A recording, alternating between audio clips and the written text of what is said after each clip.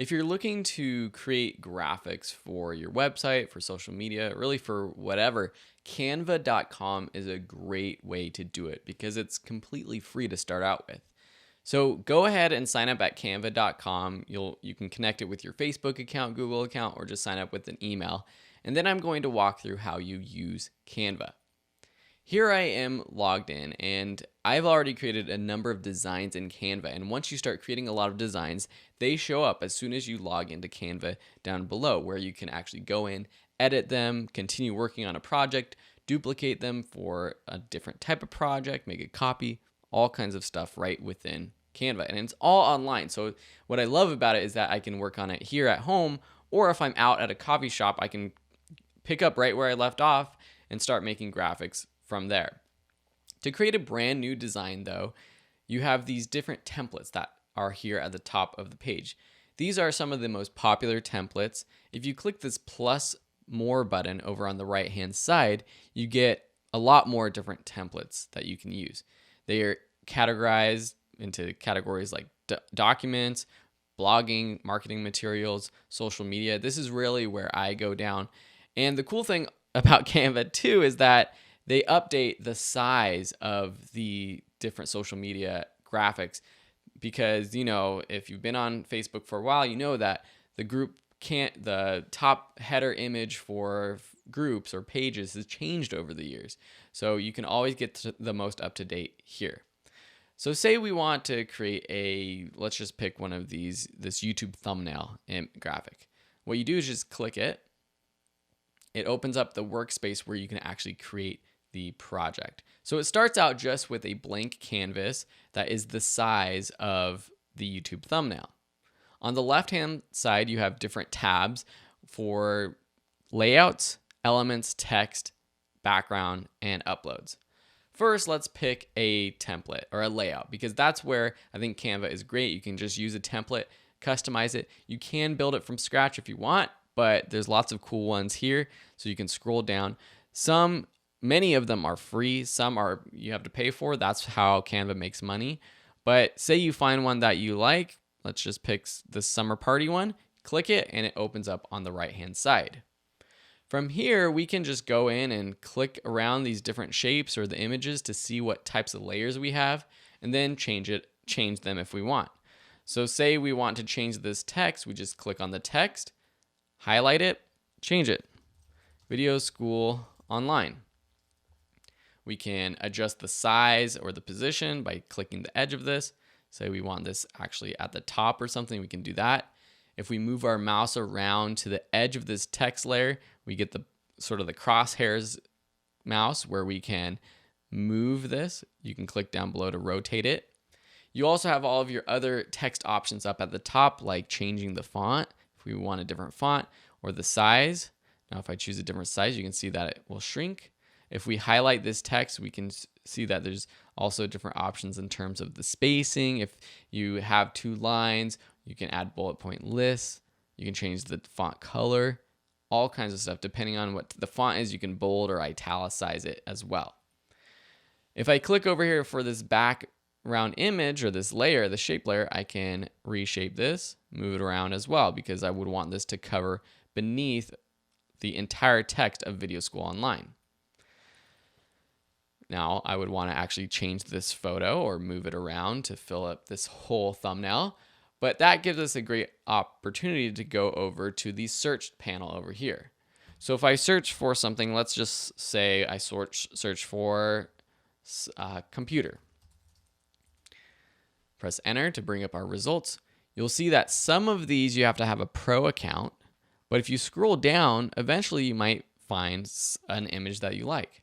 So if I find this computer keyboard, I can drag it onto my project. If I drag it over an image that's already there, I can let go and it will actually replace it. I can undo just like normal, pressing Command Z on a Mac, Control Z on a PC. Say I just want to add this image and still have this orange slice image. I can drag it onto my project, but not on top of that image. So just drag it over here. And then I can just resize it. Say I want to put it over here. if you drag it over the oranges, it still will replace it. So let's just actually delete that orange slice image so we don't have to worry about that. Select it, press the trash can up here, or delete on your keyboard. If you press delete on your keyboard, you see that this image sort of frame is still there. So let's trash that as well. Delete element. So now let's make this computer image the full size of our thumbnail. So that works. And it's put it behind our Video School Online text. If we want to change the layering of different objects, we can choose any of the layers, choose arrange, and then bring it either forward or backwards. And that puts it behind or in front of the different elements. With photos, there's different types of effects you can add, like the filters, you can crop, you can flip it, all kinds of cool stuff that you can play around with. Over here, we have more elements. I just want to show you, if you click on the elements, you can get directly to free photos. You have grids if you want to kind of create a layout in your frame or in your project. You have actual frames that you can frame photos with. So let's just scroll down. Let's just drag one of these. How about this computer right here? So we have this image frame. So it's this sort of image icon. Let me delete this image that we've added. And then let's find a free photo. Click free photo. You can search. It has my previous search here. Or just find any of these other ones. And let's just, this cool motel one, and drag it into that image frame. And there you have it. It's in that little icon, that computer icon that we added. So these are all elements that you can play around with. Really, really awesome. Next is text. The easiest way is just to click one of these three options up here: heading, subheading, or body text. Drag it over here to the right-hand side, start editing it, and then change the settings up here. Or let me trash this. You can use sort of preset template or stylized text. So here they have, for example, a date and a subject sort of title. You've got some that have names. Here's this cool one, the farm to table, established 1955. So if we increase the size of this, we can go in here and just, say established in 2011, whatever you want. Customize that text. Cool. So let's delete that whole layer, delete the group. Background, if we want to add a background color, a background texture, we can just click one of these textures to add a background color. Say you have an image on your computer that you want to upload, just click uploads, click upload your image, or you can actually bring in any of your images from your computer or from Facebook even. So if I do that, it pops up here. You can see all of the other photos that I've uploaded in the past. Or if you want to connect with Facebook, you can organize them in folders, all kinds of cool stuff. So here's this flowers photo that I just added. So say I want to add that to the image sort of template down here with a computer, just drop it right there. Cool. Not saying this is the perfect YouTube thumbnail. It's a little wacky, but you can see all the kind of cool stuff that you can do with Canva. If you want to quickly make another copy or another version of this, say you come up with a template, which I think is a great idea for your YouTube thumbnails or just any of your brand graphics, you can just click this little duplicate button, copy, and you see down here we have this copy. So now say we made another video, how to prune flowers, whatever it is, and then you can just make that copy. Awesome. How do we actually save these so that we can put them on social media or use them as a YouTube thumbnail? Click this download button up here. You have your different file types: PNG, JPEG, PDF. They recommend PNG because that is going to be the highest quality. JPEGs typically are going to be fine too, especially for just uploading online images. Down below, you see that we have options for what pages to export. And that's because we created a separate copy of this. We have two versions. So if we want to download both of them, we can, or we can just download that second one just by selecting that little box right there and putting in the number 2. Click download. It's going to save it for us.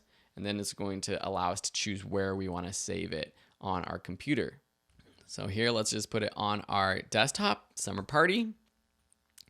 Let's open it up. And now we have that summer party graphic that we can use on our YouTube video. Awesome. I'm going to let you play around with Canva because it's super awesome. You can see here they have an iPhone and Android app, which is awesome to use. They have so many cool things. So now if we go back to Canva, we can see that they are generating the preview, but we have that template that we've created down here, or that project that we've created down here that we can go back to. Awesome. I hope you enjoyed Canva as much as I do. There's lots of other tools kind of similar to it, but Canva is the one that I've found to be the best and easiest to use. And they've got so many cool templates that make creating high quality social media graphics so easy. Thanks so much for watching. If you have any questions, let me know. Otherwise, we'll see you in the next lesson or video that you watch.